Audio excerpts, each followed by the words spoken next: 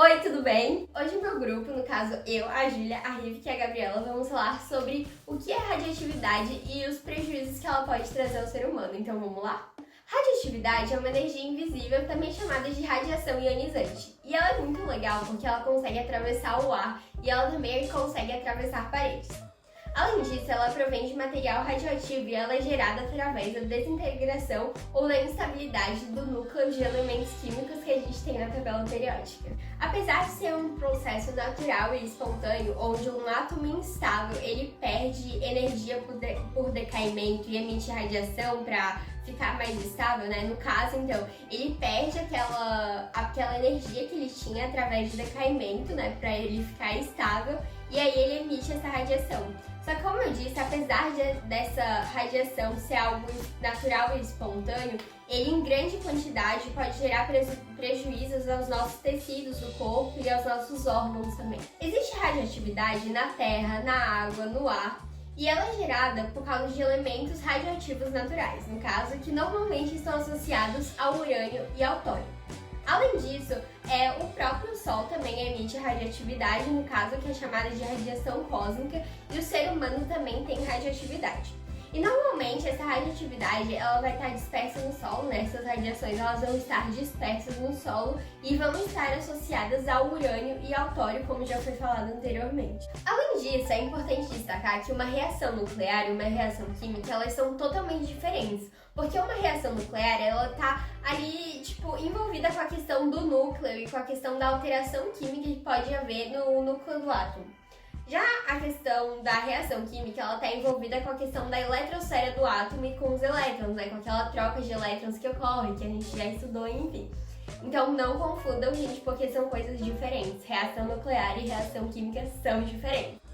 As partículas emitidas por um elemento radioativo podem ser chamadas de alfa, beta e mega. A partícula alfa é uma partícula positiva constituída por 2 prótons e 2 nêutrons e não possui um alto poder de penetração. Essa partícula também pode ser chamada por núcleo de hélio, por ter a mesma quantidade de prótons e nêutrons deste gás nobre. A partícula beta são partículas negativas, constituídas por um elétron. Quando há um excesso de carga negativa, é liberado um beta negativo. Quando há um excesso de carga positiva liberado, é chamado de positron ou partícula beta positiva, como já diz o nome. Seu poder penetrante é maior do que o alfa e menor do que o gama. E aqui entra a partícula gama. Quando mesmo após a emissão das alfa e beta, ainda existem cargas a serem estabilizadas no núcleo atômico, sendo esse excesso liberado em forma de ondas eletromagnéticas. Apesar da visão negativa que depositam em cima da radioatividade, ela tem aplicações importantes no nosso cotidiano, por exemplo, na produção de energia elétrica em usinas nucleares por meio da fissão, que seria tecnicamente a quebra do núcleo de um átomo instável em 2 núcleos menores pelo bombardeamento de partículas como nêutrons de átomos radioativos. Então, o Brasil ele possui 2 usinas nucleares em funcionamento agora, que é a usina de Angra 1 e a usina de Angra 2. Mas o governo planeja a retomada de construção da usina de Angra 3, isso tudo no estado do Rio de Janeiro. A falta de controle na segurança de uma usina nuclear pode ocasionar diversos prejuízos para a saúde humana e para o meio ambiente. O desastre de Chernobyl ocorreu durante um teste de sistema no reator 4, na central nuclear perto da cidade de Pripyat, na antiga República Socialista Soviética da Ucrânia.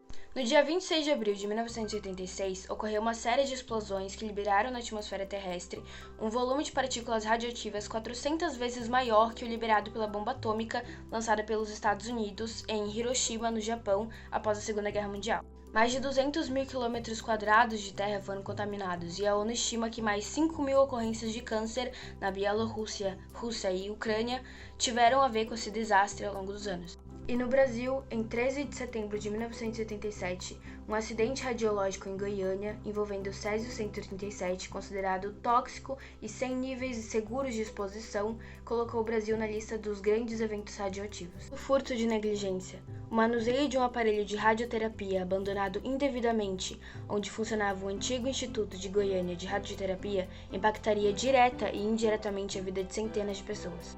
Uma parte da máquina contendo o elemento foi encontrada nos escombros e foi revendida para o ferro velho por conter chumbo, que é um material de valor financeiro.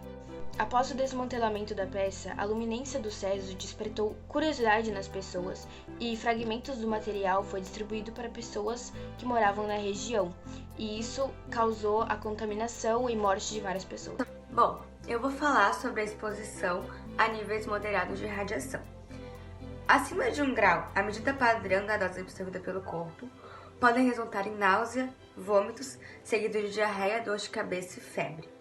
Depois da primeira série de sintomas, pode haver períodos sem qualquer problema aparente, mas algumas semanas depois, os sintomas podem voltar ainda mais fortes, com níveis mais altos de radiação. Todos esses sintomas podem ser imediatamente aparentes, assim como lesões possivelmente fatais nos órgãos internos. Normalmente, a exposição a uma dose de 4 graus mataria cerca de metade dos humanos saudáveis. Grandes doses de radiação ionizante podem causar doença aguda, reduzindo a produção de células sanguíneas e danificando o trato digestivo. Uma dose muito grande de radiação ionizante também pode danificar o coração e os vasos sanguíneos, o cérebro e a pele. As lesões provocadas por radiação devido a doses grandes e muito grandes são designadas a reações no tecido. A dose necessária para causar lesão visível do tecido, que varia com o tipo de tecido. Entre os sintomas estão náuseas, vômitos, queda de cabelo, distúrbios do comportamento, alterações no sangue e lesões na pele. Quanto menor for o intervalo de tempo entre a exposição e início dos sintomas, mais grave é o quadro. Os danos causados pela radiação também podem gerar mutações genéticas, não apenas associadas ao câncer, mas que também podem ser passadas para os filhos, levando a deformidades em futuras gerações. Entre os problemas que podem surgir, daí estão a mudança no tamanho da cabeça e do cérebro, má formação dos olhos, problemas de crescimento e aprendizado.